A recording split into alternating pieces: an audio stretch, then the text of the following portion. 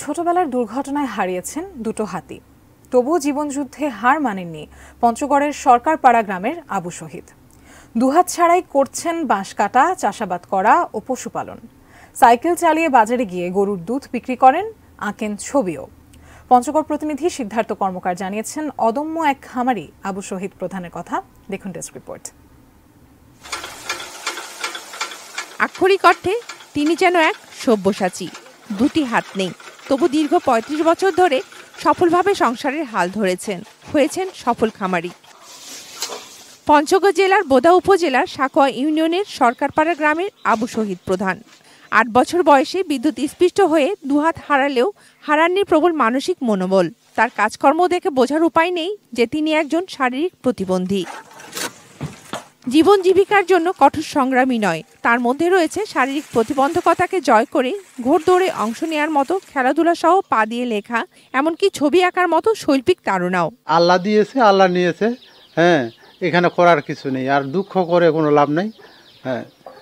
যত মাছ কষ্ট মনে আনবেন তত মাছের দুঃখ বাড়বে। এই জন্য আমি মাছে কষ্টও মনে আনি না, দুঃখ আমি করি না। আমি মাছের স্বাভাবিক মাছের জীবনযাপন করতেছি। দৃঢ় মনোবল আর অদম্য ইচ্ছাশক্তিতেই যে জয় করা যায় যে কোনো প্রতিকূলতা, তার উজ্জ্বল দৃষ্টান্ত এক ছেলে এক মেয়ের জনক আবু শহীদ। সে কারো উপর নির্ভরশীল না হয়ে সে একাই দিনে দিনে তার উন্নতির চেষ্টা করতেছে। তার 2টা ছেলে মেয়ে আছে, সে ছেলে মেয়েদের উচ্চশিক্ষা শিক্ষিত করার জন্য চেষ্টা করতেছে। আমাকে যাতে একটি উচ্চ জায়গায় নিয়ে যেতে পারেন, এটি তার স্বপ্ন। শুধু নিজের পরিবারের কাছেই নয়, এলাকাবাসীর কাছে হয়ে উঠেছেন অনুপ্রেরণার উৎস। আমাদের স্কুলে প্র্যাকটিক্যাল খাতা লাগে, তখন মামার কাছে এনে দিই, মামা তখন সুন্দর করে আর্ট করে দেয়।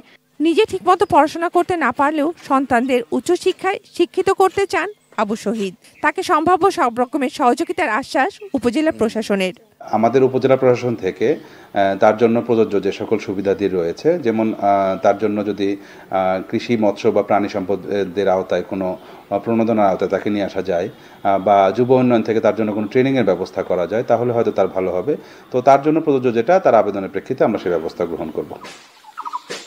Shakil Aziz, desk report, ATN news.